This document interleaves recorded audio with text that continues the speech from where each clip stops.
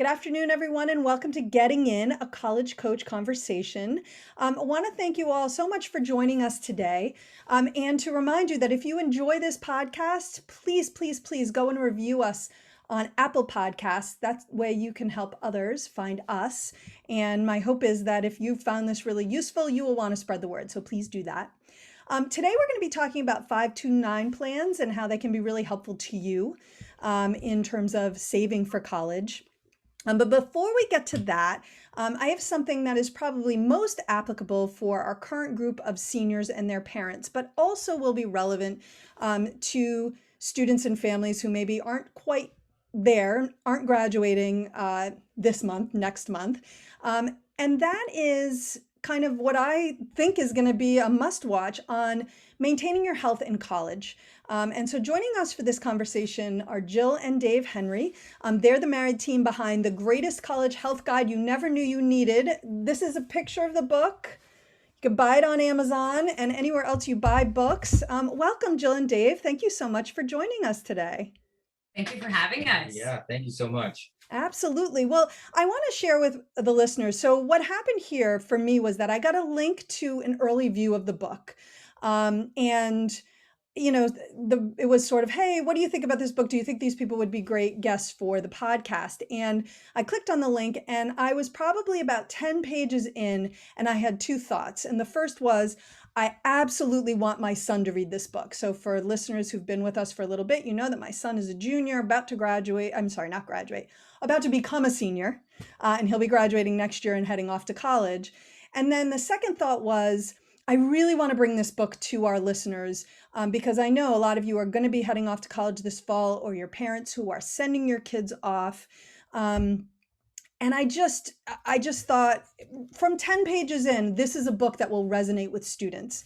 And so the first place I wanted to start with is both of you and kind of, what led you to write this book, which I think is super important. Okay, so we actually met coaching high school sports. I'm a longtime high school math teacher and I coach cross country. And Dave started working at the same school coaching football. So our relationship sort of blossomed in front of hundreds of teenagers, which was its own sort of awkward. But the book was really inspired by the kids that we work with. As a cross country coach, I oftentimes find myself seeing kids finish out high school sports with me because my runners end up being in two camps. They either are runners year round and they go to track, but more often than not, they're kids that just run cross country. And so high school sports are over for them forever, Right. for the seniors in the fall. And so 4 years ago at this point, at the last meet of the season, one of my seniors came up to me with tears in her eyes, realizing that sports were over and now she was responsible for getting exercise on her own, which was enough of a burden. But her question to me was, Coach, how do I not gain the freshman 15? And she wasn't being flippant. I think it was a concern that is so talked about in the media, particularly girls really worry about it. And so I promised her that I could help. And I think initially Dave and I thought, oh, we'll just put together some workouts and some like a dining hall guide for you. But to really do this topic justice, it required a whole lot more work than that. And so 4 years later, we finally have the book on it. But it really has always been rooted in the idea of we just wanted to help these kids that we know and other kids that we don't navigate this transition because it can be so much more tumultuous than kids are led to believe. The freshman 15 is one piece of so many things that are really hard about that transition. And so this book was really born out of a desire to just help prepare them for that. And when we started, I'm sorry, you want to keep going? No, I was gonna kind of point back to one of the things that struck me about the book is how open and honest you both are about your own challenges when you got to college. And that's the thing that really resonated with me and made me say, this is a book my son will read and I believe will really engage with. And so I was just, kind of curious. I know, Dave, you have your own perspective on that you Yeah. bring to this book too. Yeah, absolutely. And one of the things that we noticed when we started doing research on this is the wealth of information that is available for students is so abundant. And most schools have web pages devoted exactly to this, Yes. right? And so the disconnect of the information was something that struck us from the very beginning of how is a lot of this available and yet somehow it's not landing with the people that it needs to land with, right? So when we started going down the road of doing this project, it wasn't just about doing research and making sure that we have the best information available, but how do we contextualize that and start a conversation rather than saying, this is what you need to do. Yes. This is the path you need to walk. None of us are perfect, right? And none of us receive information that way.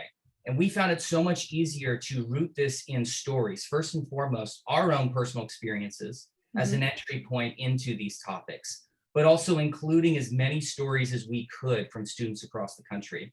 And so on top of our own personal experience, we conducted a survey to over hundreds of kids across the country, all different colleges.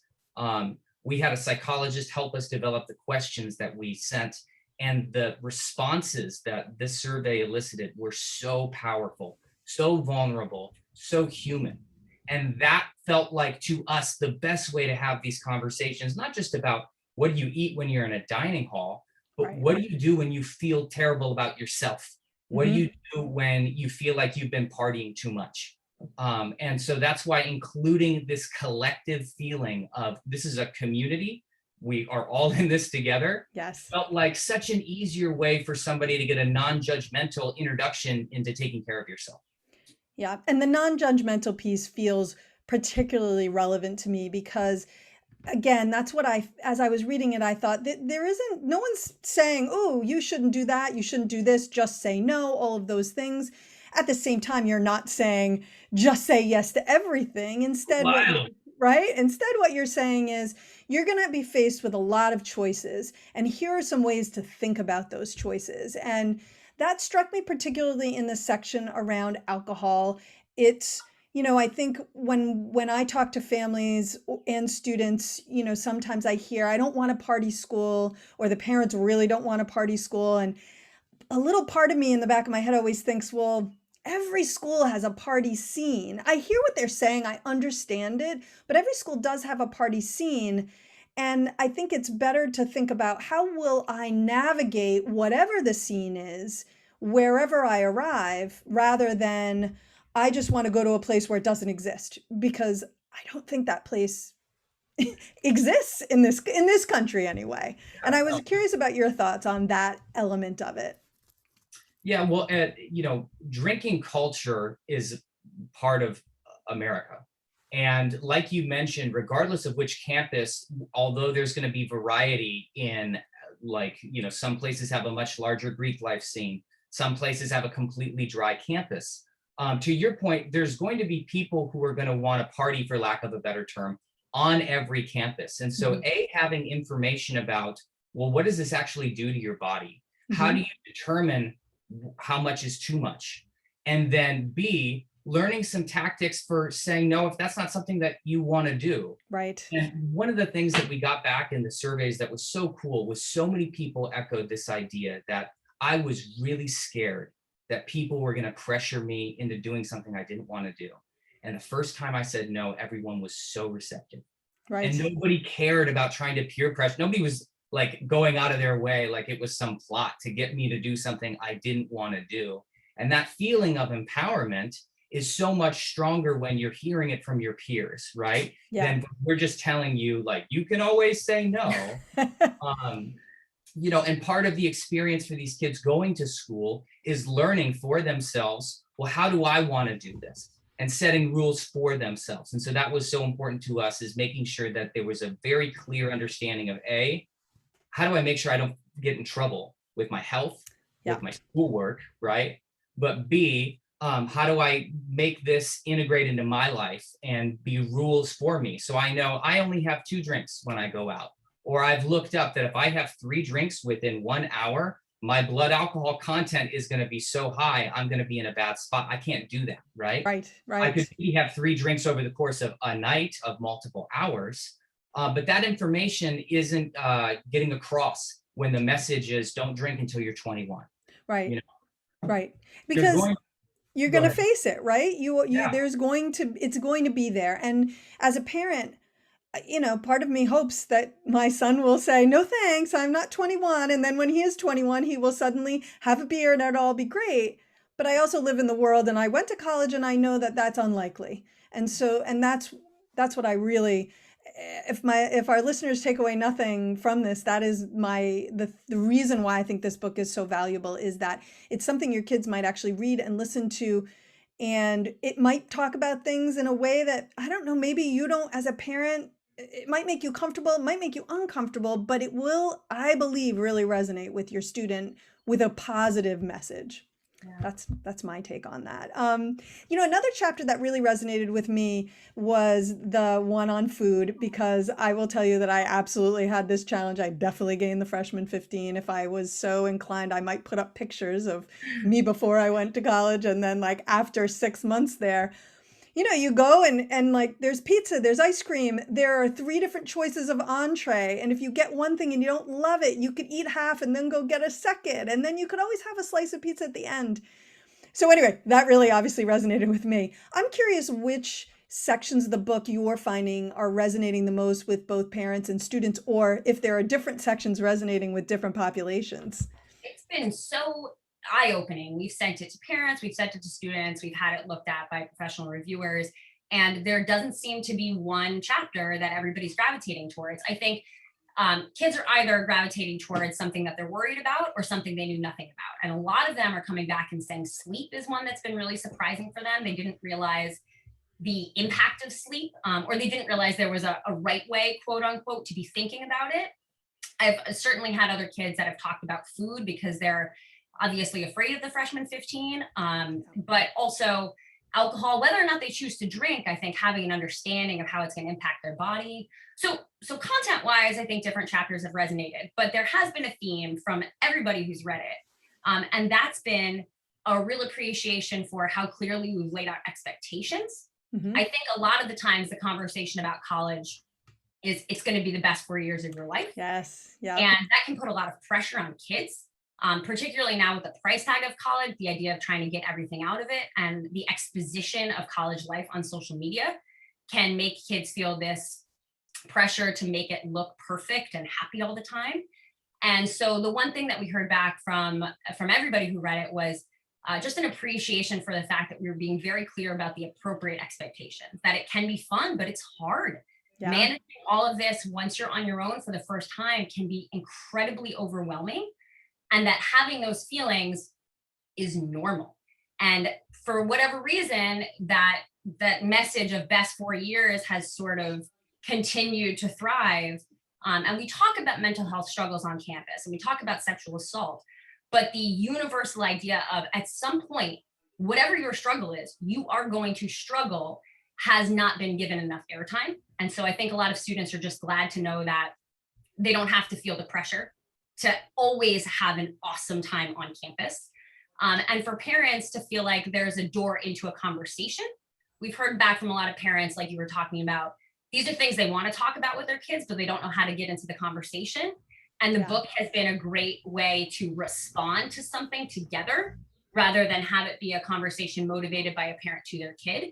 So I think it's removed some barriers that might have existed for having open, honest, frank, raw conversations about the struggles, destigmatizing rather the struggles that can exist on a college campus. Yeah, and I think that the whole idea this is going to be the best 4 years of your life, that is absolutely not the case for everyone. And I also, you mentioned it in passing, the whole social media, the performance aspect of it. That's an issue with social media in general. I mean, we all suffer from it on some level if you're on social media. And I don't think that it's probably worst for high school and college students, especially if you go off to college, your friends are at different colleges.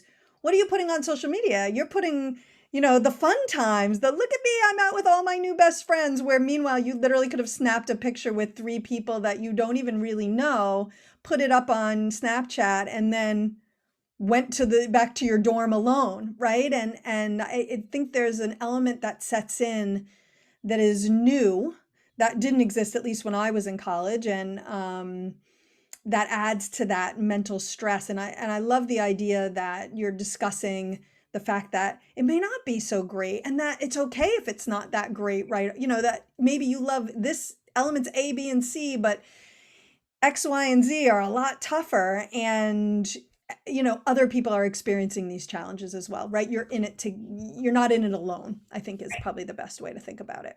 Right. And from social media, I think there's two things that you can take from that. We really celebrate the sort of fitness influencers, the people who are posting about what they eat and how they exercise, and that ends up prioritizing how you look versus how you Mm, feel. yeah. And that's something we really wanted to give airtime to in the book, was having students really look inward and think about how they're feeling physically, but also mentally, emotionally, and recognizing that, yeah, the beginning might be hard, but health, taking care of yourself is a constant ebb and flow. I mean, we're 12 years out of college, 14 years out of college at this point. We still ride that roller coaster. Yep. So bringing awareness to the fact that there's no such thing as being healthy.